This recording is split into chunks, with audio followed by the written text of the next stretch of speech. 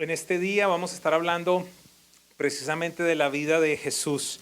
Vamos a estar hablando de ese personaje en la historia de la humanidad que precisamente la dividió en dos. No vamos a estar hablando de Abraham Lincoln o de Michael Jackson, Justin Bieber o Obama o Steve Jobs. No estamos hablando de cualquier otro personaje, sino estamos hablando del único que la historia dice que antes de él sucedieron cosas y después de él sucedieron cosas. De nadie se dice antes de Obama o después de Obama, antes de Washington o después de Washington, pero sí hay uno del cual se dice antes y después de Cristo. Y yo creo que eso se merece un fuerte aplauso para nuestro Dios. Quiero pedirle a Dios que por medio de esta serie nuestras vendas, las vendas que pueden existir en nuestros ojos sean quitadas, que podamos conocer de una mejor manera al único Dios, al verdadero. Y quiero decirles con mucha franqueza, pido a Dios que muchos de ustedes, gracias a Dios en este caso ya llegué a una conclusión, muchos de ustedes puedan llegar a un encuentro verdadero con el Dios eterno. Hay muchos casos en los cuales las personas han llegado a conclusiones que no son las mejores. Algunas personas piensan, hoy lo vamos a ver en las enseñanzas, que Jesús simplemente era otro filósofo más, que era otro pensador más, un líder espiritual, un hombre con muchas características y con muy buenos quotes para poner allí en Instagram o en Twitter. Pero quiero decirle que necesitamos, como hijos de Dios, llegar a una conclusión muy diferente. Requerimos en algún instante de nuestra vida llegar al convencimiento de que Él, ese Jesús que habitó aquí en la tierra, es Dios. Y quiero decirle algo, hay muchas personas que van los domingos a la iglesia o el sábado a la iglesia o el viernes o cualquier día en la semana que no tienen claridad al respecto, no tienen el entendimiento de quién es Jesús. Y por esa razón vamos a tomar estos primeros 6 meses del año para estar hablando de la persona de Jesús. Y el evangelio que vamos a estar utilizando es el evangelio de Juan. Creo yo que es una de las cartas más preciosas que usted encuentra en la Biblia. Hay muchas cosas importantes que se dicen en Juan que no se dicen en los otros evangelios. Cerca de un 90% de las cosas que están escritas en el evangelio de Juan, usted no las encuentra en los otros evangelios. Y debido a eso quisiera hablar por un momento precisamente respecto a este libro. Este libro, como les hablaba anteriormente, es diferente frente a los otros 3 evangelios en la Biblia. No sé si todos tienen el conocimiento, por eso me gusta muchas veces invertir el tiempo en explicar ciertas cosas. En el Nuevo Testamento existen 4 evangelios que hablan desde perspectivas diferentes de la vida, obra y de Jesús, de nuestro Señor y de nuestro Salvador. Los 3 primeros se llaman los evangelios sinópticos porque de alguna manera hacen una sinopsis de la vida de Jesús. Nos hablan de su nacimiento, de su vida, de su muerte, de su resurrección, del juicio que pasó, de las tentaciones que vivió. Sin embargo, esto no lo encontramos en el libro de Juan. Si pudiéramos llamarlo o describirlo de alguna manera, creería yo que el evangelio de Juan es una vista desde el cielo de lo que estaba sucediendo aquí en la tierra. No me malinterprete. Los otros evangelios no significa que no son divinos, están en la Biblia, fueron inspirados por Dios, pero es como si en determinado momento usted tiene 2 puntos de vista. En este templo tenemos 3 cámaras con las cuales estamos transmitiendo constantemente y cada una de esas cámaras tiene un punto de vista diferente de algo que está sucediendo aquí en el centro. ¿Me estoy haciendo entender? Con este evangelio de Juan vamos a encontrar una vista de la vida de Dios, de la vida de Jesús, pero por llamarlo de alguna forma desde arriba. ¿Qué fue lo que pensó Dios? ¿Qué es lo que Juan quiere expresarnos de alguna manera de la vida de Jesús? No encontramos en el evangelio de Juan, por ejemplo, algunas cosas como el nacimiento de Jesús, el bautismo, la tentación, la transfiguración. No nos habla de los viajes, no nos habla de parábolas tampoco, pero sí nos habla de ese Dios eterno y todopoderoso que se hizo hombre, el creador que se ha hecho parte de su creación para salvar a los pecadores de la separación eterna con su fuente de origen. Y no sé si a usted le gusta, pero a mí me parece extremadamente romántico. Veo el amor desbordante del Padre Celestial dejándonos saber, ¿sabes algo? Tengo un plan para toda la humanidad, quiero que se reconcilien conmigo. Al final de Juan, hacia el capítulo 20 de los 21 que tiene, en el capítulo 20 nos habla algo muy importante y quiero que me acompañen allí a Juan 20, 31. De alguna manera es como si fuese la conclusión de Juan respecto a lo que él está escribiendo. Es como si nos dijera, mira, con todo esto que yo estoy hablando, con todo esto que estoy escribiendo, esto es lo que quiero que por sobre todas las cosas usted se lleve en mente. Y entonces Juan 20, 31 dice, pero estas cosas se han escrito para que ustedes crean en Jesús. Él es el Cristo, el Hijo de Dios, y para que al creer en su nombre tengan vida. Y recuerden, no es cualquier vida, sino una vida eterna. De alguna manera él lo que dice es, mira, todo esto que yo estoy escribiendo tiene un único propósito, que ustedes lleguen a entender que Jesús es Dios. Y que Él es el único medio, Él es el único salvador, Él es el único mediador que hay entre Dios y los hombres. Que no hay otro nombre en el cual haya salvación, que solamente en Jesús puede haber reconciliación con el Padre Celestial. Este evangelio es interesante porque está escrito por un discípulo que en ningún momento se menciona su nombre en el evangelio de Juan. Sin embargo, es gracioso porque de alguna manera vemos la humanidad. Y quizás el poquito de, ¿cómo llamarlo? De show que quería hacer Juan, ¿verdad? Quería como ver, mira que yo soy el que soy.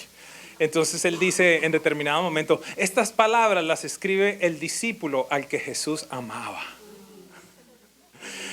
Yo me imagino como queriendo decir a los otros no sé cuánto, pero a mí me amaba.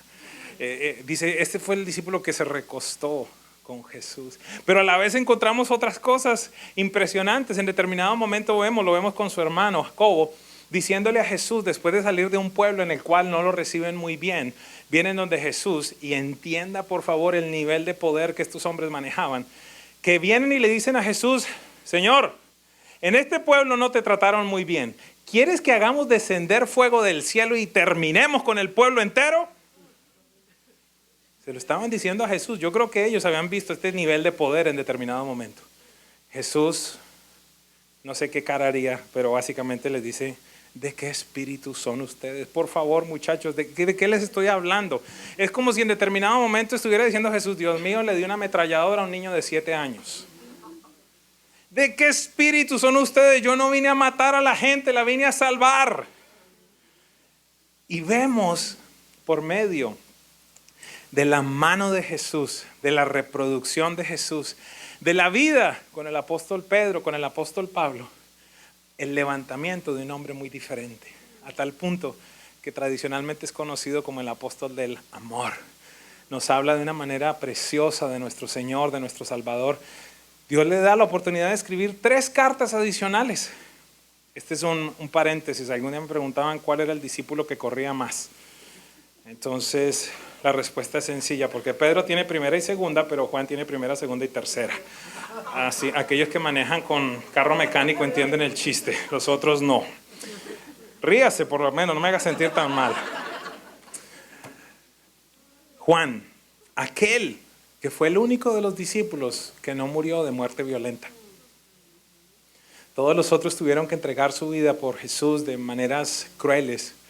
Él muere lleno de años y de una manera impactante, siendo aquel al cual se le presenta a Jesús y le empieza a decir, ¿sabes qué? Escribe porque te voy a decir todas las cosas que van a ocurrir en el final de los tiempos. Él es el que escribe el libro de Apocalipsis, un hombre precioso, marcado por Dios para grandes cosas. Y en esta mañana pues entonces vamos a empezar con el Evangelio de Juan y quiero que me acompañen a Juan 1:1. Desde allí es donde vamos a estar empezando en este día. Juan capítulo 1, versículo 1. Voy a leerlo de 2 versiones de la Biblia. Voy a leerlo primero de la Nueva Versión Internacional, que dice lo siguiente. En el principio existía el Verbo, y el Verbo estaba con Dios, y el Verbo era Dios. En el principio ya existía el Verbo, y el Verbo estaba con Dios, y el Verbo era Dios. La primera pregunta que nos puede surgir aquí es, ¿quién es el Verbo? ¿No le parece? ¿Por qué razón Juan no lo pone más sencillo y pone en el principio existía Jesús y Jesús estaba con Dios y Jesús era Dios? ¿No sería más sencillo? ¿No le parece? Pero no, él utiliza una palabra que en el original es la palabra logos. Me gusta mucho esta versión de la traducción en lenguaje actual, se la voy a leer. Mire lo que dice. antes de que todo comenzara, me gusta mucho esto. La otra dice, en el principio, esta dice, antes de que todo comenzara, ya existía aquel que es la palabra. Me gusta mucho esta traducción, porque lo primero que estamos empezando a ver aquí es que la palabra, el verbo, era una persona. Es una persona. Entonces dice, antes de que todo comenzara, ya existía aquel que es la palabra. La palabra estaba con Dios y la palabra era Dios. ¿Quién es la palabra? ¿Quién es el verbo? Esa es la primera pregunta que nos surge. ¿Por qué razón Juan se complica o nos complica de alguna manera el tema y no nos lo pone claramente allí? Que hombre, estoy hablando de Jesús. Quiero decirle dos puntos fundamentales. Habían dos grandes divisiones en la humanidad en un tiempo como este. Aquellos llamados los gentiles y también los judíos. Y de alguna manera Juan se está aproximando a estas dos grandes fuentes de personas, a estos dos grandes pensamientos. ¿Qué sucedía? Por un lado, los gentiles, los griegos, en ellos existía un concepto que era ampliamente conocido. Y este concepto estaba resumido de la siguiente manera. Existe una fuerza, una sabiduría, un ente que no es una persona, escúcheme con atención. Ellos decían, hay un ente que no es una persona, que es una fuerza, que es una sabiduría, una fuente de poder de donde todo ha surgido, y esa fuente la llamaban Logos. ¿Ok? ¿Y cómo es que llama a Juan? Dice, en el principio era el Logos, en el original, en el griego. Entonces, refiriéndose a los griegos, les dice, mire, quiero aclararles algo. Sí existe una fuente, que es la fuente de todo poder, de donde todo surgió, fuente de toda la sabiduría, pero les quiero aclarar algo. Esa fuente sí es una persona. Al primero que se le está refiriendo es a ellos diciéndole, no les estoy hablando simplemente de otro pensamiento más. Ustedes están parcialmente correctos. Sí existe todo eso que ustedes dicen, pero tienen un error. No es que simplemente sea una fuerza más, es una persona. Por otro lado, a los judíos les dice exactamente lo mismo. En el principio era la palabra. Para los judíos era mucho más sencillo, aunque extremadamente desafiante, entender esto que estaba diciendo Juan. ¿Por qué era más sencillo? Porque si usted ha leído el Antiguo Testamento, seguramente estará de acuerdo conmigo. Diferentes citas, diferentes momentos en los cuales la Biblia dice, y vino la palabra de Dios sobre fulano, y dijo Dios por medio de la palabra, y fulano profetizó. Es decir, para ellos era mucho más claro que existía una palabra de Dios que fundamentalmente era la manifestación de la voluntad perfecta de Dios a través de alguien aquí en la tierra. Voy a hacer un ejemplo, voy a darles un ejemplo para que comprendamos de una mejor forma. Para los judíos era totalmente claro entender lo que quizás para usted y para mí hoy es claro entender por medio de un testamento. En inglés me gusta mucho la palabra que se utiliza, will. ¿Por qué? Porque habla de la voluntad de una persona. ¿Para qué una persona escribe un testamento? Ayúdenme.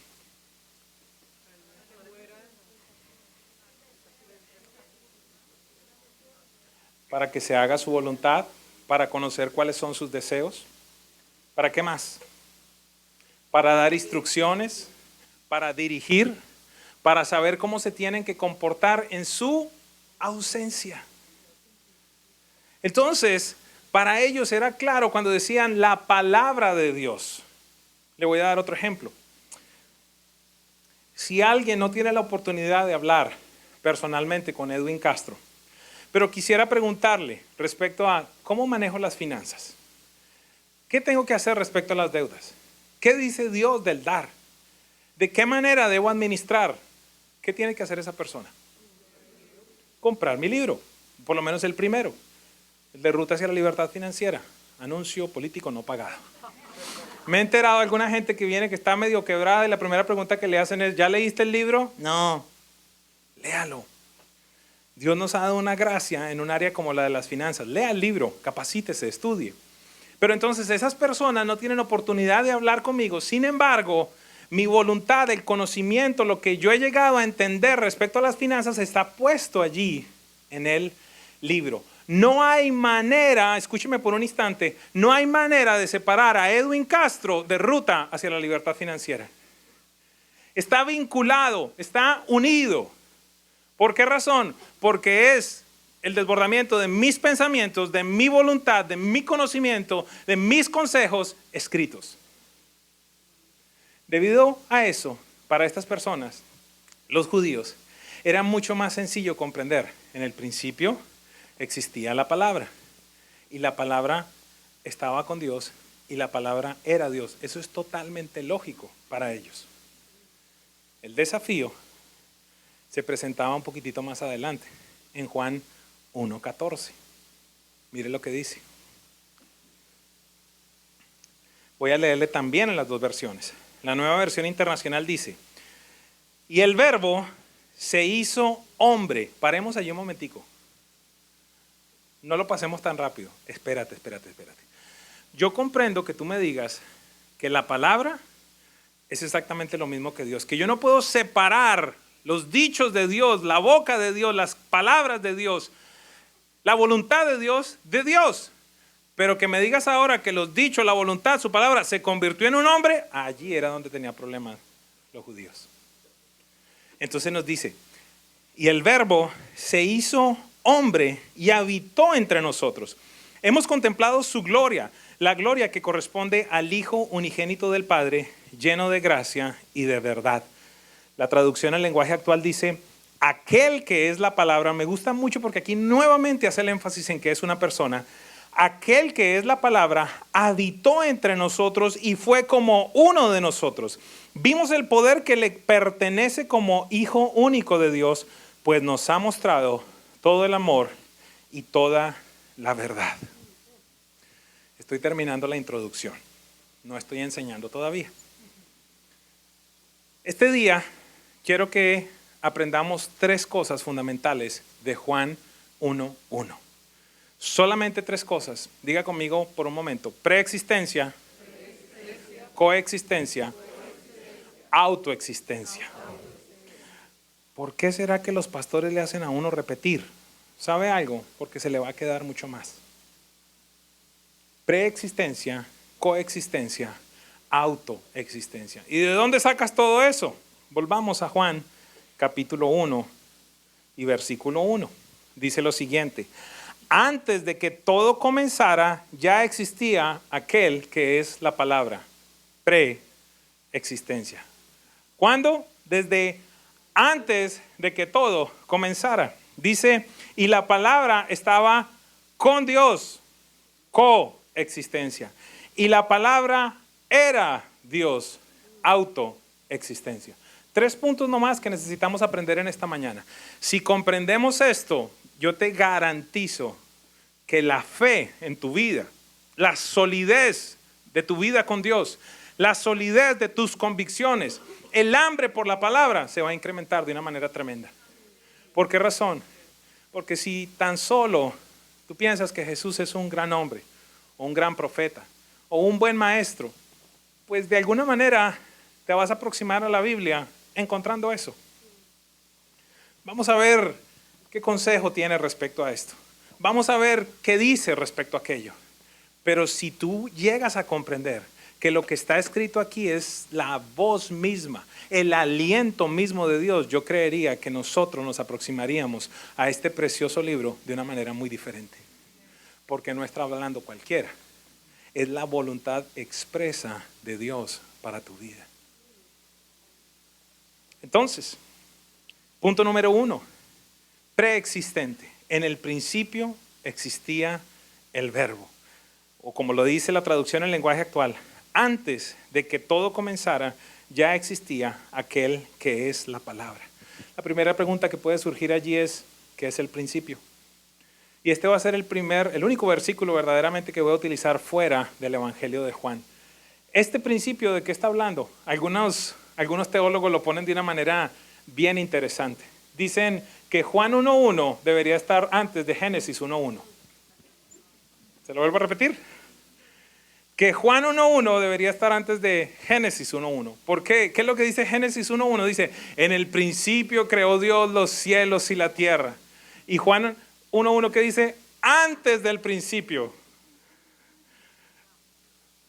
¿Me siguen? Entonces, ¿cuál es la primera conclusión que tenemos allí? Antes de que existiera el tiempo, ya existía Jesús. Él no está sujeto al tiempo, Él es eterno. Cuando empezó todo, Jesús ya existía. Vaya, pregúntele eso a cualquier otra corriente espiritual, de fe o religiosa. A ver si existe cualquier otro líder que pueda con esa libertad decir, antes de que todo existiera, yo ya existía. ¿Por qué razón? Porque Él no tiene comienzo ni final. ¿Por qué razón? Porque Él es eterno, como lo estamos hablando el día de hoy. No estás hablando de un hombre que simplemente nació, creció y murió. Estás hablando de alguien que simplemente lo que hizo fue que en determinado momento se manifestó en forma de hombre aquí en el planeta Tierra. ¿Cómo te lo puedo comprobar? Mira lo que dice Jesús mismo en Juan 17:5. El día de hoy solamente voy a estar usando versículos del Evangelio de Juan. Pudiera darte muchos otros versículos más, pero simplemente como vamos a estar estudiando Juan, te voy a dar el Evangelio de Juan. Este capítulo, creo yo, a mi manera de ver, es uno de los capítulos, si no el más bello que hay en la Biblia. ¿Por qué razón? Porque esta verdaderamente es la oración de Jesús. Jesús estaba orando por ti allí, estaba orando por mí. Y Él empieza este capítulo de una manera tremenda diciendo, Padre, yo te he glorificado, he cumplido la obra. Juan 17:3 dice algo precioso, perfecto. Allí nos define la vida eterna. Juan 17:3 Jesús dice, y esta es la vida eterna, que te conozcan a ti, hablando del Padre, el único Dios verdadero y a Jesucristo, a quien has enviado. Y continúa en el versículo 5, dando esta declaración tan impresionante que nos deja saber la preexistencia, nos corrobora la preexistencia de Jesús. Juan 17:5 dice, y ahora, Padre, glorifícame en tu presencia con la gloria que tuve contigo. Ayúdeme a leer.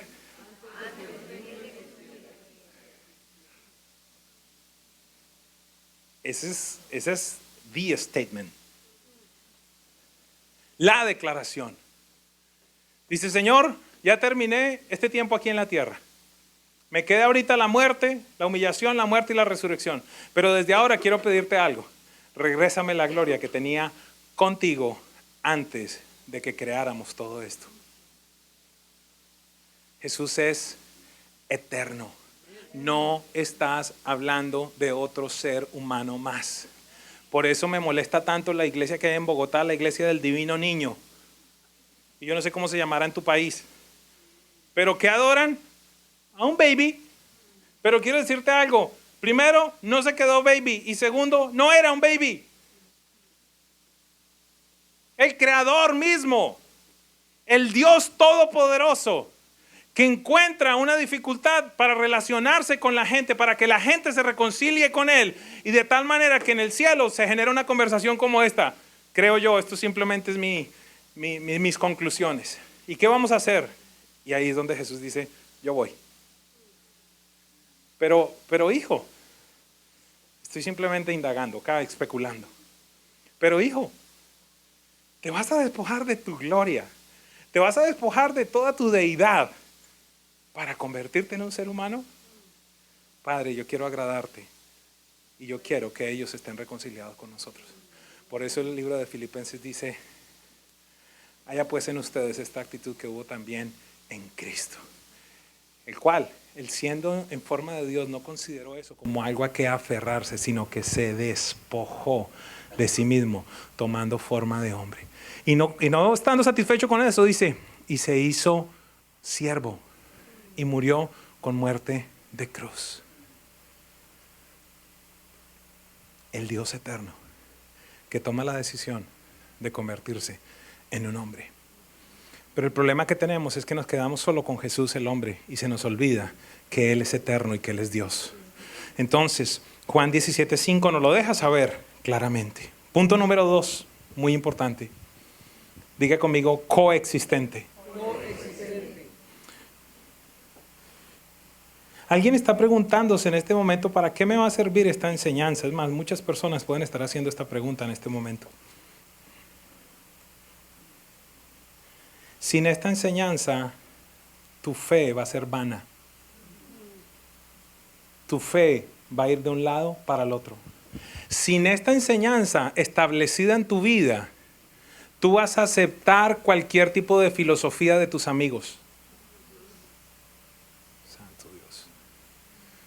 Sin esta enseñanza, si tú no estás parado firme sobre esto que estamos hablando el día de hoy, en el instante en el que tus hijos vengan a hablarte de cualquier tontería, como la evolución, la definición del matrimonio, el aborto, cualquier tipo de cosas, o simplemente que Mahoma es la opción, o que los testigos de Jehová, o que los mormones son la opción, sin esta enseñanza establecida en tu vida y en el centro de tu corazón, vas a estar, como dice la Biblia, como una cometa, como bambaleándote para cualquier viento de doctrina.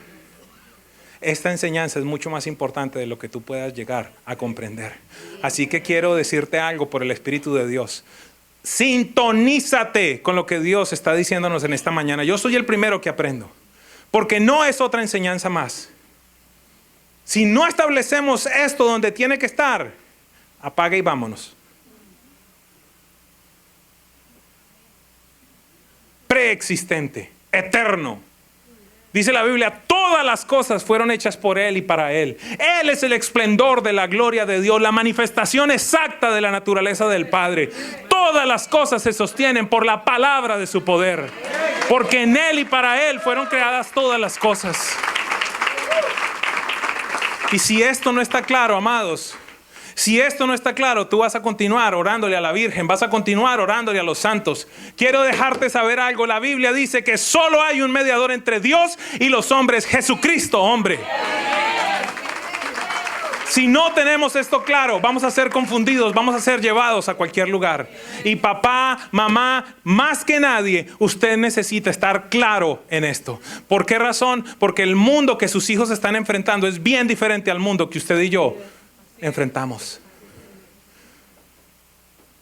Aunque sea de mala manera, pero por lo menos nos hacían orar el Padre Nuestro, rezar el Padre Nuestro en las escuelas.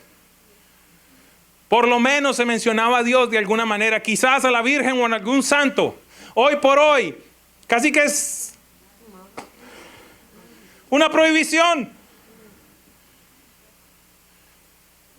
¿Por qué se reta tanto el nombre de Jesús? Porque tú te puedes parar en la televisión y hablar de que hay una fuerza, hay un ente, hay un santo, está la Virgen, sí hay un Dios. La pregunta es, ¿cuál Dios? Por esa razón el rollo cuando tú dices Jesús.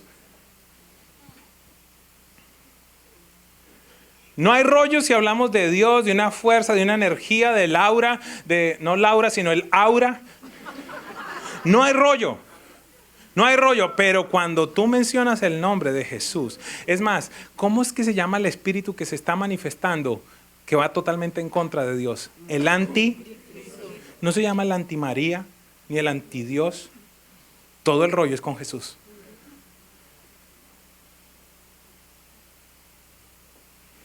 Preexistente, antes de que todo existiera, Él ya existía. Coexistente.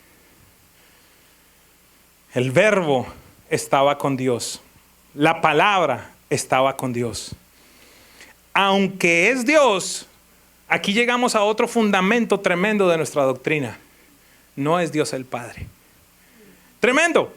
Es Dios, pero no es el mismo. Él dice, estaba con Dios. Esto nos habla de esto que nosotros precisamente creemos. Un solo Dios trinitario. Un Dios Padre, un Dios Hijo y un Dios Espíritu Santo. El día de hoy necesito una vez más recalcar un ejemplo que he dado en muchas veces, en muchas ocasiones. Porque este es uno de los problemas más grandes que existe. La gente no comprende esto. Y quiero decirle algo. Es lógico, no se puede comprender con la mente natural. Dice la palabra de Dios, porque las cosas del Espíritu se tienen que entender espiritualmente, porque para el hombre natural son locura. Así que hay cosas que solamente son por el Espíritu. Porque para el hombre natural, es decir, la persona que solo está en su alma, que no tiene espíritu, eso es una locura. ¿Y qué vemos aquí? La manifestación precisamente de ese Dios trino. Ejemplo, el agua. El agua es exactamente Lo mismo en su estado sólido, gaseoso o líquido. No cambia en su composición. Es exactamente lo mismo que hemos aprendido. H2O. Sin embargo, su manifestación es totalmente diferente. No es lo mismo cuando está en estado gaseoso a que cuando está en estado sólido o cuando está en estado líquido. Otro ejemplo adicional, simplemente para que comprendamos esta dinámica. Edwin Castro como persona. Como ser humano, yo soy padre, a la vez soy esposo, a la vez soy hijo. La misma persona con diferentes relaciones, con diferentes manifestaciones. En la Biblia, ¿qué encontramos? Desde antes del nacimiento de Jesús y hasta el principio de la Biblia, encontramos sobre todas las cosas la manifestación de aquel, del Dios, de Elohim. Dios en tres personas, pero sobre todas las cosas ese Dios todopoderoso. Encuentras en determinado momento la manifestación del Espíritu Santo, obviamente porque desde siempre ha estado allí. Encuentras cristofanías, apariciones de Jesús antes de su nacimiento, porque Dios estaba allí, porque Jesús era Dios. Pero el personaje central de alguna manera es ese Dios todopoderoso. Después viene y por 3 años y medio se interrumpe de alguna manera. ¿Por qué razón? Porque Dios el Hijo es el que viene a manifestarse de una manera particular. Viene a enseñarnos no cómo vivir como Dios, sino cómo vivir como hombres, como hijos de Dios. ¿Cuál es la manera como uno se tiene que comportar? ¿Cuál es el carácter de un hijo de Dios? ¿Cómo debes contestar? ¿Cómo debes comportarte? Dios hecho hombre, Jesús el Hijo de Dios. Asciende para entonces derramar sobre todos y cada uno de nosotros la manifestación de Dios, el Espíritu Santo. Estamos en ese tiempo. En el tiempo en el que todos nosotros, en teoría, y permítame ponerlo en duda, todos nosotros deberíamos estar llenos del Espíritu de Dios para que podamos llevar a cabo la obra que Él nos ha dicho. Así que, ¿cómo podemos ratificar esta coexistencia? Es decir, ¿cómo podemos ratificar la manifestación de Jesús como Dios al lado de Dios el Padre? Mire lo que dice Juan 10:30. Qué declaración tan preciosa. Dice, el Padre y yo somos uno. Nadie puede decir eso. Imagínese, es que, ¿sabe algo? El tema con usted y conmigo es que ya conocemos el final de la historia. Ya conocemos lo que pasó, ya, bueno, en teoría, ¿no? Si has leído la Biblia. Pero ya conocemos qué fue lo que pasó. Pero quiero que por un instante comprendan lo que estaba sucediendo en el momento en el que esta gente conoce a un solo Dios, a un Dios grandioso, que se ha manifestado por siempre, que hizo grandes portentos, grandes milagros, que sacó al pueblo de Israel de Egipto, que separó el mar, que hizo tantas y tantas cosas, y que en determinado momento se aparezca un hombre y diga, yo y el Padre que ustedes han conocido desde siempre, somos uno.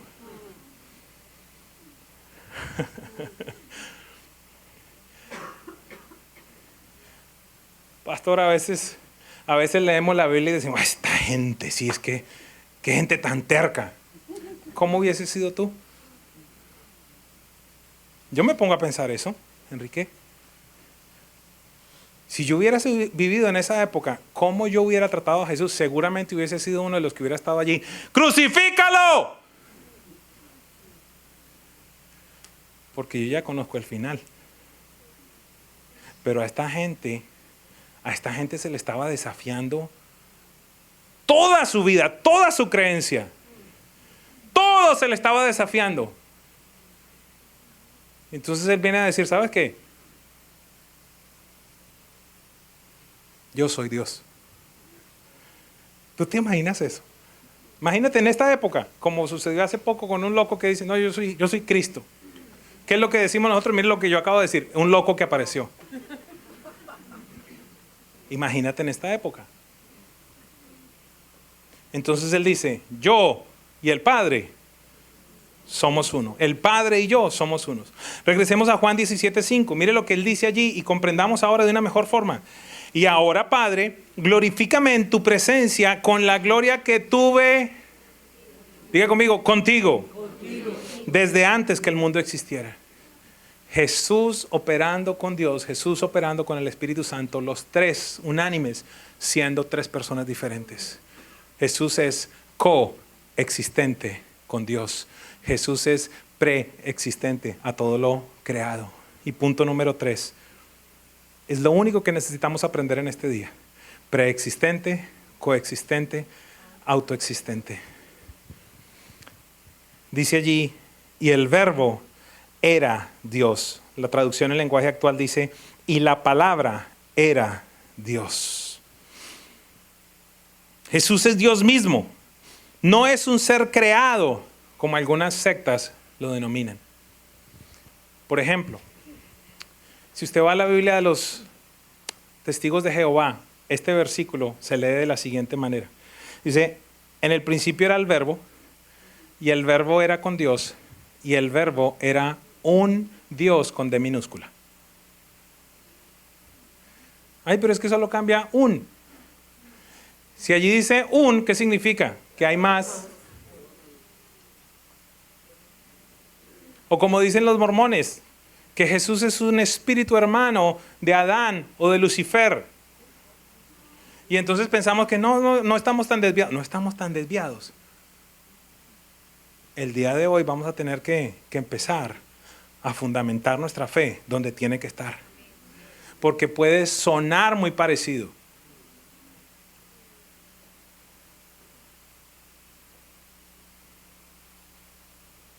Es parecido, pero no es el original.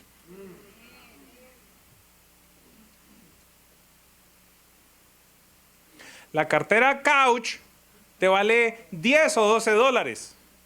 Mientras que la Coach te puede valer 250 o 300.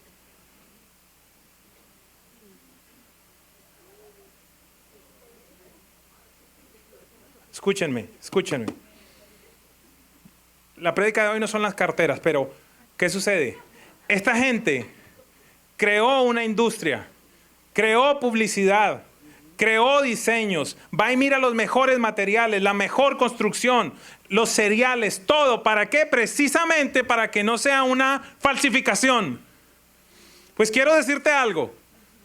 Hay un Dios que es el verdadero, el único que tiene ese cereal. Pero hoy por hoy hay muchos dioses falsos y tú tienes que tener mucho cuidado en dónde te metes, qué lees, qué crees y qué no crees.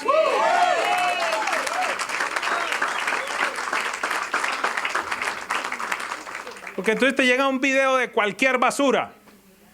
Y entonces, ay, sí, mira. Hace poquito me llegaba un video que había salido un nuevo evangelio donde, qué sé yo, y me acuerdo qué tontería era. Que Jesús era creado, algo como eso. Y el problema es que si tú no tienes el fundamento de esta palabra, te la comes, la meditas, la rumeas, por llamarlo de alguna manera, como las vacas, como las ovejas, que supuestamente esos son. Las ovejas tienen 4 estómagos. ¿Por qué razón? Porque precisamente comen, rumean, regresan, vuelven y rumean y comen. Debería ser así con la prédica. Pero si tú no estás fundamentado acá, vas a ir de un lado para el otro. Y ni hablar de tus hijos. Donde hoy por hoy para tus hijos tiene más autoridad lo que dice Instagram que lo que dice la Biblia. ¿Y cómo llegaste a esa conclusión? Yo lo vi en un post.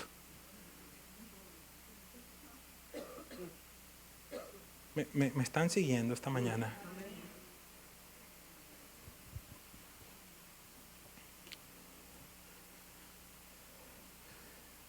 En los 2 versículos siguientes, en el versículo 3 y el 4, Juan nos aclara respecto a la autoexistencia de Jesús. Versículo 3 dice, por medio de Él, todas las cosas fueron creadas. Sin Él, nada de lo creado llegó a existir. Perdóneme, esta es una declaración. No hay religión que nos pueda decir esto. No hay líder religioso, no hay líder espiritual que pueda decir esto. Dice, todas las cosas llegaron a existir por medio de Él. En el libro de Hebreos dice, por medio de Él y para Él. El día que llegue al cielo, les decía a la iglesia esta mañana, una de las primeras cosas que le quiero pedir a Dios es que me deje ver una escena de la Biblia. Y especulaba cómo serán los televisores allá, no sé. ¿cómo se llama? 4K, ni qué. Dice, Señor, llévame Eternal TV. Llévame a la escena de Jesús con Pilatos. Claro, Pilatos, gobernador allí, un jefe, una autoridad, se para al frente de Jesús y le dice, escúcheme. Ay, yo quiero ver la cara de Jesús. Que le diga a Pilatos, tú no sabes que tu vida está en mis manos y que tengo autoridad para dejarte vivir o para matarte.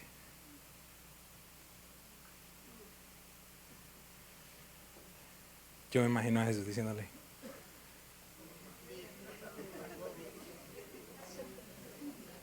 está bien, Pilato, está bien. Así que eres rey. Y Jesús, ¿lo dices porque llegaste a esa conclusión o porque alguien te dijo? Mi reino no es de este mundo. Si mi reino fuera de este mundo, llamaba a legiones de ángeles que vinieran a rescatarme. Pero mi reino no es de este mundo. Jesús permitió ser clavado en una cruz que salió de un árbol que Él creó por su palabra.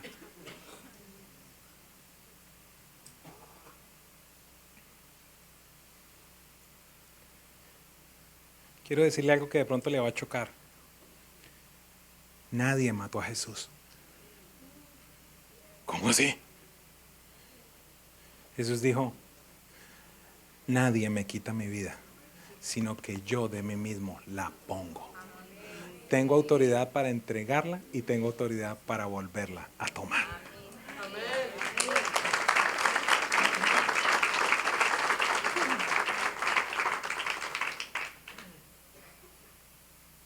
Con mucho respeto quisiera preguntarte, ¿en qué Jesús has creído tú?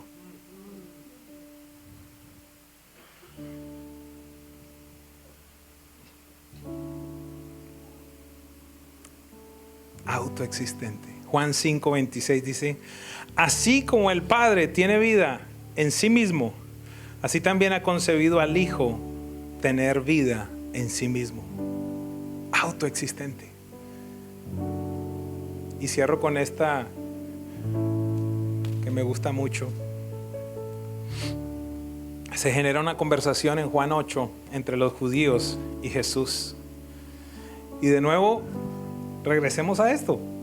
Regresemos a todo lo que ellos habían venido aprendiendo por la tradición. Y en un momento de la historia se le aparece Jesús diciendo cosas tan tremendas como, es que yo soy el Señor del sábado. Cosas tan tremendas como que Dios había puesto ahí en la Biblia, el sábado no hacen nada. Y Jesús se dedicaba a sanar. Las cruzadas de milagros de Jesús, los sábados. Y claro que le sacaba la piedra. Y entonces aquí se genera una conversación bien interesante. Escúcheme lo que los judíos le dijeron a Jesús. Ahora estamos convencidos de que estás endemoniado. Algunos de nosotros decimos, ¡ay! La pregunta es, ¿qué le hubieras dicho tú a Jesús? ¿Qué le hubiera dicho yo a Jesús? Ahora estamos convencidos de que estás endemoniado, exclamaron los judíos. Abraham murió y también los profetas, pero tú sales diciendo que si alguno guarda tu palabra, nunca morirá.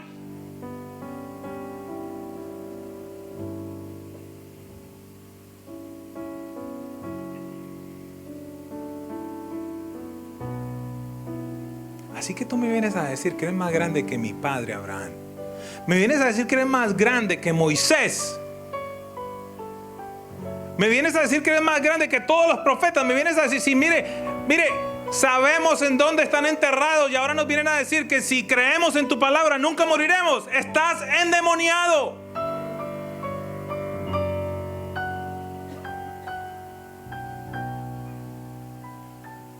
Qué bella es la Biblia. Continúan diciéndole el hombre natural, ¿ok?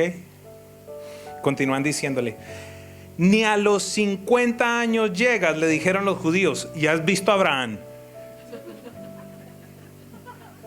Los que no conocen de Biblia ¿De qué estamos hablando, pastor? 1500 años de diferencia aproximadamente. Imagínense que yo me parara acá y le dijera, quiero dejarles saber que tuve una conversación con Cristóbal Colón. Y después estuve hablando con Simón Bolívar. ¿Qué me van a decir? Vamos para otra iglesia que este man se tostó. Se tostó o le trajeron algo de Colombia, alguna cosa rara. Yo soy colombiano, no se preocupe, Marita, está bien. Es que si empiezo a decir más países me meto en la grande. Pero creo que en Bolivia también hacen de eso y en otros lugares, en México. Ya no más países. Entonces estuviste hablando con Simón Bolívar.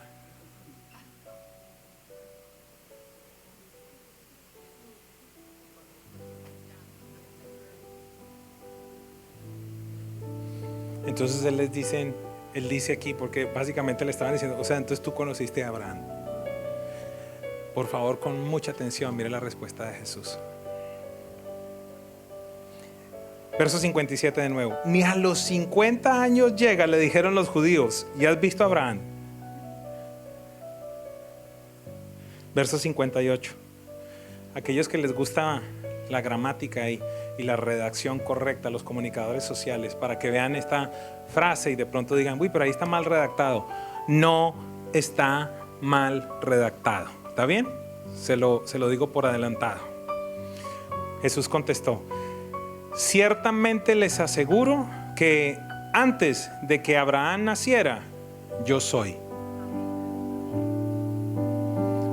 A ver, en nuestro español, ¿cómo debería decir esa frase?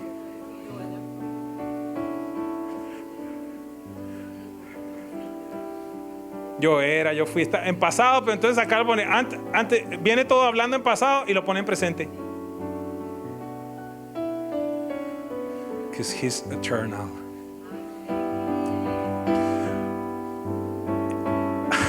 Escuche esto por un momento. Conversación de Moisés con Dios.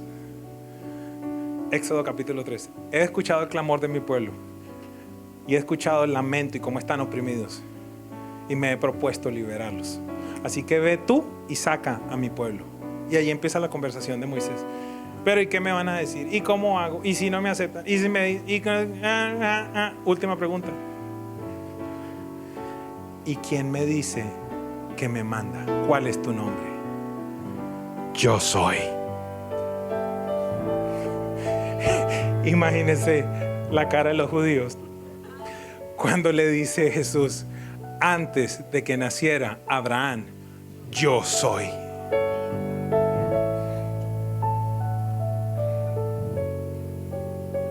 Él es el resplandor de la gloria de Dios, la expresión exacta de la naturaleza del Padre, porque todas las cosas fueron hechas por Él y para Él.